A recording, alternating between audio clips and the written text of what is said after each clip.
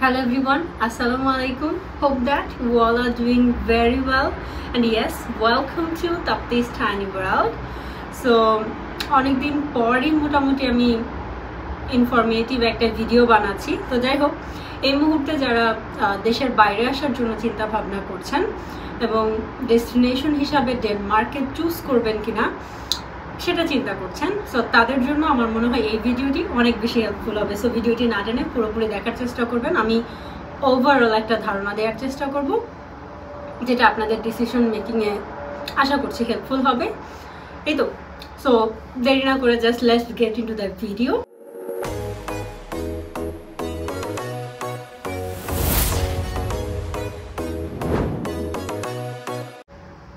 তো আজকের এই ভিডিওটাকে আমি কাইন্ড অফ তিনটা সেকশনে ভাগ করেছি।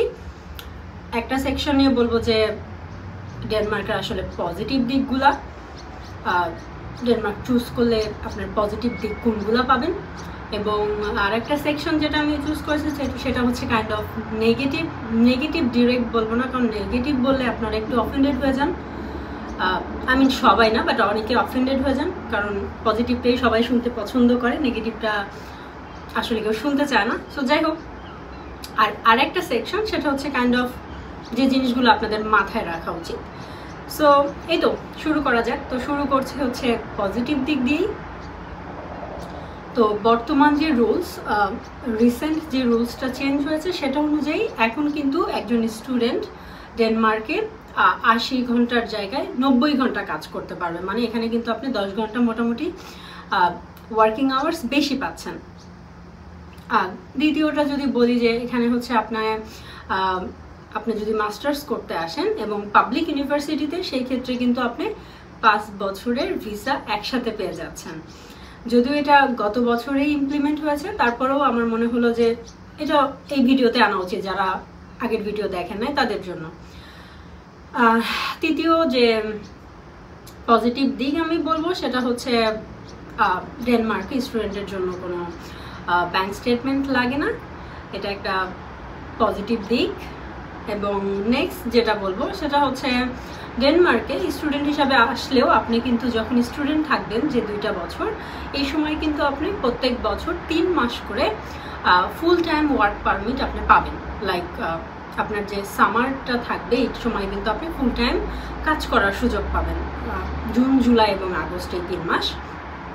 এবং last but not the least যেটা বলবো, এটা একটু কাইন্ড অফ কঠিন আমি বলবো, বাট তারপরও পজিটিভ দিক যেটা না বলেই না, সেটা হচ্ছে ডেনমার্কে আপনার 4.5 বছরেও কিন্তু পিআর পাওয়ার একটা সুযোগ আছে।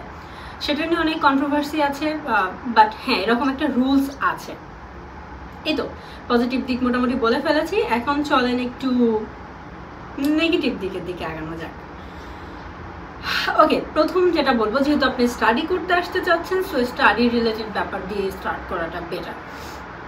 সেটা হচ্ছে যেটা নিয়ে নর্মালি ওইভাবে মানুষ কথাবার্তা বলে না, সেটা হলো গিয়ে ডেনমার্কে আপনার স্টাডি প্রেশারটা কিন্তু ভালো থাকবে।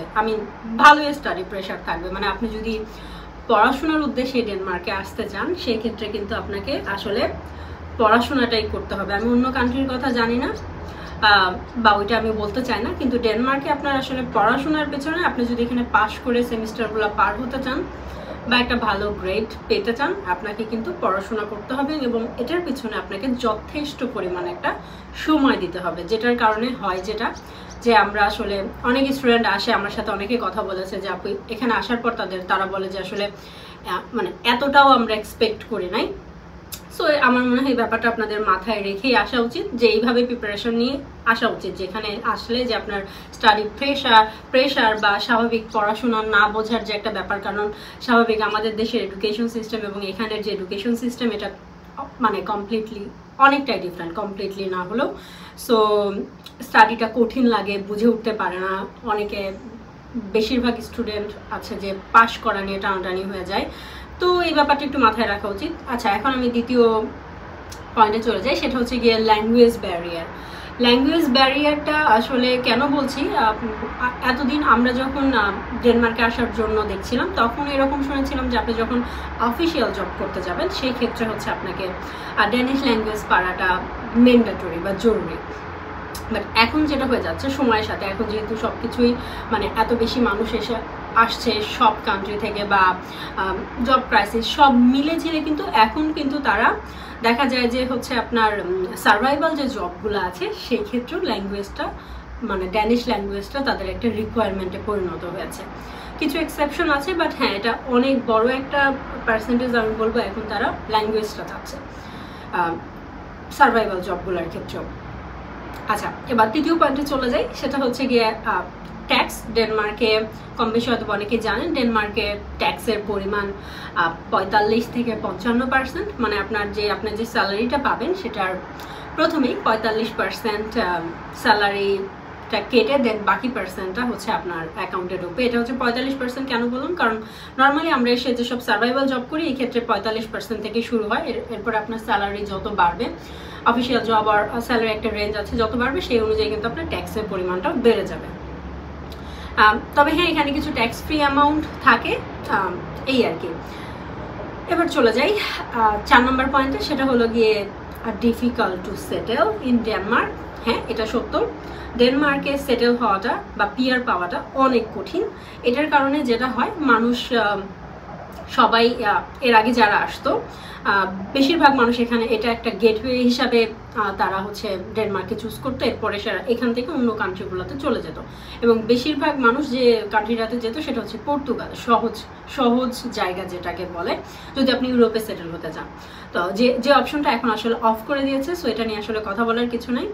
বাট হ্যাঁ আরও অন্যান্য কান্ট্রিতেও এখান থেকে মানুষ চলে যায়, এই আর কিছু কারণ এখানে সেটেল হওয়াটা ডিফিকাল্ট। বাট হ্যাঁ কেউ যে হচ্ছে না এমন না, হচ্ছে, কিন্তু সেটার পার্সেন্টেজ অনেক কম এবং অনেক রিকোয়ারমেন্ট। কারণ আপনি যদি এখানে এসে স্টুডেন্ট হিসেবে আসেন, আপনি যদি সাবজেক্ট রিলেটেড জব না পান তাহলে কিন্তু আপনি এখানে আপনি আসলে থাকতে পারবেন না, কারণ আপনি আপনার ভিসাটা এক্সটেন্ড করতে পারবেন না।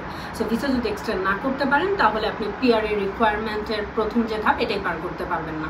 সো এই ব্যাপারটা একটু মাথায় রাখবেন ডেনমার্ককে আপনার ডেস্টিনেশন হিসাবে চুজ করার ক্ষেত্রে। এবার আসি ফিফথ এবং আমি বলবো সব থেকে গুরুত্বপূর্ণ যে দিকটা, সেটা হচ্ছে ডে বাই ডে ডেনমার্কে কিন্তু জব ক্রাইসিস এবং হাউসের যে ক্রাইসিস এটা বেড়েই চলেছে। আর একটু বলে রাখা ভালো, ডেনমার্ক কিন্তু অনেক ছোট একটা দেশ, বাংলাদেশের কাইন্ড অফ 3 ভাগের 1 ভাগ। সো আর এখানে রিসেন্টলি এত বেশি মানুষ আসছে বিশ্বের প্রত্যেকটা দেশ থেকেই, যার কারণে হয়ে গেছে কি এখানে ওই অনুযায়ী জবের যে নতুন ক্ষেত্র সেটা কিন্তু তৈরি হচ্ছে না। উল্টো যেটা আমি বলবো যে অনেক ভালো কোম্পানি এখান থেকে অফ হয়ে গেছে। সো এখানে কিন্তু একটা জব ক্রাইসিস খুব ভালো পরিমাণেই পরিলক্ষিত হচ্ছে। প্লাস সেই সাথে যেহেতু বললাম যে অনেক বেশি পরিমাণে মানুষ চলে এসেছে এবং ছোট একটা কান্ট্রি, এবং হুট করে এত মানুষ আসার কারণে এখানে কিন্তু হাউসের যে ক্রাইসিস এটাও ডে বাই ডে অনেক বেড়ে যাচ্ছে। আমি যদি রিসেন্ট বলি, এইবার সেপ্টেম্বর ইনটেকে যে স্টুডেন্টগুলো এসেছে তাদের বেশিরভাগেরই এমন হয়েছে যারা আসলে মানে তারা আসলে হাউস পায় নাই। সো যার কারণে হয়েছে তাদের হয়তোবা কেউ এখন আসতে পারে নাই হাউস না পাওয়ার কারণে, অনেকের হয়তোবা কেউ পরিচিত আছে, হয়তোবা তারা এখানে এসে কিছুদিন তাদের ওখানে থাকছে, আর কেউ আছে আসলে ক্লাসটা লেট হয়ে যাচ্ছে বা ভার্সিটিতে একটা জবাবদিহিতার ব্যাপার আছে, সব মিলে ঝিলে তারা হয়তোবা কোনো কিছু না ঠিক করেই চলে এসেছে, বিপদে পড়ে গেছে। কিন্তু যারা আসলে মানে চলে আসার জন্য চলে এসেছে, একটু বলে রাখা ভালো। এখানে একটু আমি এলাবোরেট করতে চাই পয়েন্টটা, কারণ রিসেন্টলি এরকম প্রবলেমের কথা আমি শুনেছি, এই জন্য আর কি বলা। ডেনমার্কে আপনি যদি বাসা না পেয়ে চলে আসেন এবং আপনার যদি এরকম পরিচিত এখানে কেউ না থাকে যার বাসায় এসে উঠবেন, সেই ক্ষেত্রে কিন্তু আপনি এখানে এসে যদি এয়ারবিএনবি বা আপনি হোটেল নিতে চান, ডেনমার্ক কিন্তু অনেক বেশি এক্সপেন্সিভ একটা কান্ট্রি, সেখানে কিন্তু আপনার 2-3 মাসের খরচ 1 মাসে চলে যাবে এবং অ্যামাউন্টটা অনেক বেশি। সো এটা একটু মাথায় রাখবেন। আর যদি পরিচিতও থাকে আসলে এখানে সে কতদিন থাকতে পারবেন। এখানে নর্মালি দেখা যায় যে যারা স্টুডেন্ট হিসাবে আসে বা স্টুডেন্টের পরও এই যে 5 বছরের ভিসাতে আছে, মানে এখানের বাসাগুলো কিন্তু সবাই খুব বেশি বড় বাসা নিয়ে থাকে না, কারণ স্বাভাবিকভাবেই বললাম যেটা যে অনেক বেশি এক্সপেন্সিভ। সো সেই ক্ষেত্রেও আসলে আরেকজনের বাসায় এসে আসলে কতদিন থাকবেন, সো এটাও একটা ব্যাপার। আর যতদিন আপনি জব না পাবেন, মোস্ট ইম্পর্টেন্টলি আপনি ততদিন সিপিআর পাবেন না, এবং সিপিআর আপনার নিজের যতদিন পর্যন্ত বাসা না পাবেন আপনি ততদিন পর্যন্ত আপনার সিপিআর থাকবে না, আপনি সিপিআর রেজিস্ট্রেশন করতে পারবেন না, যেটার কারণে আপনার ব্যাঙ্ক অ্যাকাউন্ট, জব কিছুই হবে না, মানে আপনার লাইফ লিটারেলি স্টার্ট হয়ে যাবে। সো কাইন্ড অফ এটা একটা নাইটমেয়ার আমি বলবো, সো এই ব্যাপারটাও একটু মাথায় রাখবেন। তো এই গেল পজিটিভ নেগেটিভ দিক। এবার চলে আসি হচ্ছে যে জিনিসগুলো আসলে মাথায় রাখা উচিত। তো প্রথমেই বলতে চাই যে আপনারা যারা ডেনমার্কে আসার কথা চিন্তা ভাবনা করছেন, অবশ্যই তাদের একটা স্ট্রং ফাইন্যান্সিয়াল ব্যাকআপ নিয়ে আসা উচিত। দয়া করে, আমি জানি অনেক চ্যানেল আছে বা অনেক এজেন্সি আছে যারা কিনা খুবই মুখরোচক করে কথাবার্তা বলে যে এত টাকা হলেই তো ডেনমার্ক যাওয়া যায়, খুব কম টাকায় ডেনমার্ক যাওয়া যায়, এই সেই। প্লিজ দয়া করে এদের কথা, এসব বাকুয়াস কথা আমি বলবো বিশ্বাস করবেন না। আপনার একটা ভালো ফাইন্যান্সিয়াল ব্যাকআপ না থাকলে আপনি ডেনমার্কে এসে সার্ভাইভ করতে পারবেন না। এবং বর্তমান যে সিচুয়েশন, সেখানে আগের যে কয় মাসের আপনার ব্যাকআপ নিয়ে আসলে চলতো, আমি এখন বলবো সেটার থেকে ডাবল ব্যাকআপ আপনার নিয়ে আসতে হবে ডেনমার্কে আসার ক্ষেত্রে। 5-6 মাসের ব্যাকআপ আপনার লাগবে, এবং প্রত্যেক মাসে ডেনমার্ক অনেক এক্সপেন্সিভ, সো এটার পরিমাণও কিন্তু অনেক বেশি। এটার জন্য আপনারা আমার প্রিভিয়াস ভিডিও যেগুলো আছে হয়তো বা দেখতে পারেন, আমি ওখানে ইন ডিটেইলি কথা বলেছি, বা হয়তো ইন ফিউচারে আরও বলবো।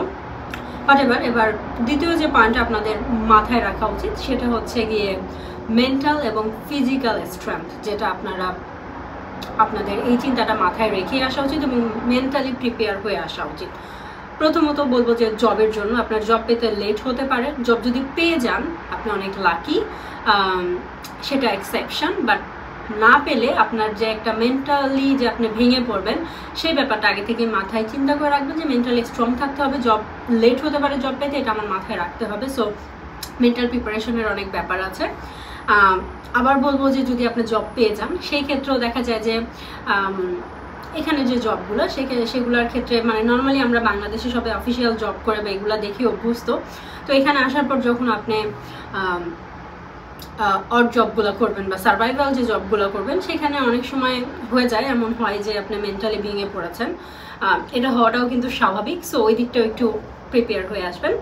আর ফিজিক্যাল স্ট্রেংথ তো অবশ্যই লাগবে, কারণ আপনি এখানে যে জবগুলো করবেন আপনার আসলে ফিজিক্যাল স্ট্রেংথ ছাড়া সেটা পসিবল না, যেহেতু অফিসিয়াল জব আপনি আসার পরে করতে পারছেন না। সো এই প্রিপারেশনটা অবশ্যই নিয়ে আসবেন। আরেকটা বলবো, তৃতীয় যে পয়েন্টটা যেটা মাথায় রাখার জন্য বলবো, যে আসলে যারা ডেনমার্কে জাস্ট আপনারা আসার জন্য আসছেন, এখানে আসার সাথে সাথে অন্য কোনো কান্ট্রিতে পার হয়ে যাচ্ছেন বা আসার পরে স্টাডি করছেন না, স্টাডি ছেড়ে দিচ্ছেন আর সামথিং, আপনাদের জন্য বলবো না, যদি এরকম কোনো ইন্টেনশন থাকে দয়া করে ডেনমার্কটাকে চুজ করবেন না। আপনি যদি স্টাডি করার পারপাসে আসতে চান বা এখানে একটা ফিউচার করার উদ্দেশ্যে আসতে চান, তাহলেই আমার মনে হয় যে ডেনমার্কে আসা বেটার হবে। এটাতে হবে কি, আপনার একজনের জন্য বাকি সবার কিন্তু বাংলাদেশিদের প্রতি যে মানে বাংলাদেশিদের যে একটা রেপুটেশন, এটা নষ্ট হয়ে যাবে। So I would like to request, don't spoil the reputation of Bangladeshis. আর পড়াশোনা করার প্লাস বিহেভিয়ার সব দিক থেকে যদি আপনার মানে পড়াশোনা করার এবং থাকে না যে নেক নিয়ত যদি থাকে, তাহলে ডেনমার্কে আসার জন্য ডেনমার্কটাকে চুজ করেন। আদারওয়াইজ এসে বাকিদের জন্য পথটাকে অযথা কঠিন করবেন না আর কি। ওকে, এবার 4 নম্বর যে পয়েন্ট সেটা হচ্ছে গিয়ে দয়া করে চিট করবেন না বা অনৈতিক যে কাজকলাপ, যে প্রথম থেকেই যে একটা আমি রং ওয়েতে যাবো এই ইন্টেনশন নিয়ে ডেনমার্কে আসবেন না। এবার কেন এটা বলছি, এবার এমন হয়েছে যে এই সেমিস্টারে মধ্যে এরকম ধরাও পড়েছে, কারণ এটা আসলে সম্ভব না লুকে রাখা, আপনি টুডে আর টুমোরো ধরা পড়বেনই, যে অনেকে বলবো না, 1জন বা 2জন, আমি একজনের কথাই শুনেছি যে তারা হচ্ছে কন্ট্রাক্ট ম্যারেজে এসেছে। সো এটার কারণে হয়েছে যেটা যে বাকি যারা নর্মালি বৈধ হাজব্যান্ড ওয়াইফ হয়ে এসেছে তাদের ক্ষেত্রে কিন্তু এটা একটা বড় মাপের প্রবলেম ক্রিয়েট করেছে। সো এবার দেখা গেছে যে আমার একটা স্টুডেন্ট, সে হচ্ছে যখন তার সিপিআর রেজিস্ট্রেশনের জন্য গিয়েছিল, তখন কিন্তু তাকে মানে নানা রকম প্রশ্নের সম্মুখীন হতে হয়েছিল, শুধুমাত্র এই কারণে যে তার আগে একজনের সে যে চিট করেছে সেটা ধরা পড়েছে। এবং এটা বলে রাখা ভালো, এটা আপনি ধরা পড়বেই টুডে আর টুমোরো। এবং ডেনমার্ক এমন একটা কান্ট্রি, এখানে আপনি ইলিগাল কাজ করে পাবেন না। সো যাদের আগেই যারা চিন্তা করছেন যে ইলিগাল হয়ে যাবেন আর ইলিগাল কিছু করার ইন্টেনশন আছে, আমি বলবো ডেনমার্ক আপনার জন্য না, কারণ এখানে এসে আপনি এটা করতে পারবেন না। এখন চলে যাই ফিফথ অ্যান্ড লাস্ট পয়েন্টে, সেটা হচ্ছে যারা হচ্ছে বাচ্চা নিয়ে আসার, বাচ্চা আছে এরকম নিয়ে আসার যারা চেষ্টা করছেন, স্পেশালি যাদের একটু ছোট বেবি, সো তাদের ক্ষেত্রে বলবো যে একটু ওইভাবে প্রিপারেশন নিয়ে আসার, যে এখানে আসার পরপরই আপনি কিন্তু ডে কেয়ার ফ্যাসিলিটিসটা পাবেন না। এটা পেতে আপনার বেশ খানিকটা সময় লেগে যাবে, মানে আপনার সিপিআর হবে, তারপরে আর সিপিআর যদি এমন হয় যে আপনি বাসায় পাননি, সেই ক্ষেত্রে তো ওটা আরও দূরের ব্যাপার। সো যাই হোক, একটু মাথায় রাখবেন যে ডে কেয়ার পেতে কিন্তু সময় লাগবে। ততদিন পর্যন্ত যেটা হবে যে আপনাদের দুজনের একজনকে কিন্তু অবশ্যই বাসায় থাকতে হবে। এবং ডেনমার্কে যে ডে কেয়ারের সিস্টেম, সেটা কিন্তু আপনার সকাল থেকে নিয়ে দুপুর পর্যন্ত থাকবে, মানে 3টা-4টা ম্যাক্স। এটার পরে কিন্তু আপনি কোনো ডে কেয়ার পাবেন না। সো সেই ক্ষেত্রে হবে কি, হাজব্যান্ড ওয়াইফের যে কোনো একজনের কিন্তু এর পরের যে সময়টা, সেই সময়টাতে অবশ্যই বাসায় থাকতে হবে, আদারওয়াইজ আপনি বেবিকে আসলে কোথায় রাখবেন।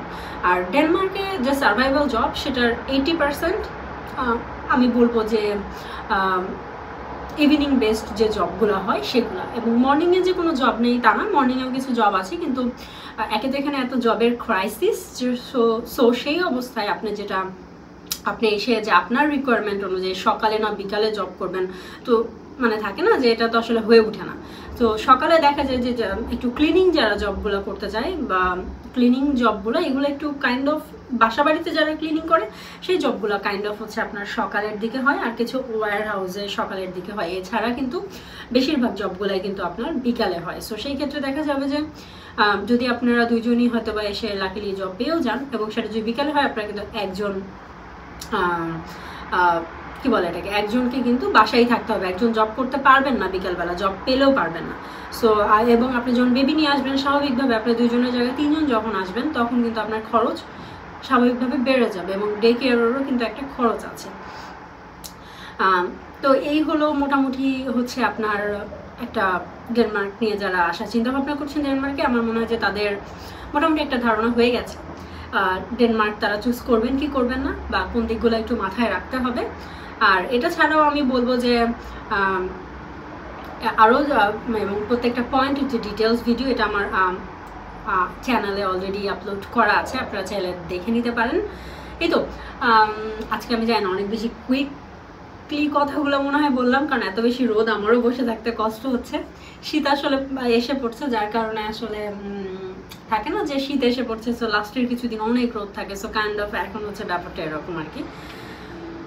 সো যাই হোক, পক না করে এই ভিডিওটা এখানে শেষ করছি। দেখা হবে অন্য কোনো ভিডিওতে। Till then, tata, bye bye, আল্লাহ হাফেজ, and keep us in your prayers.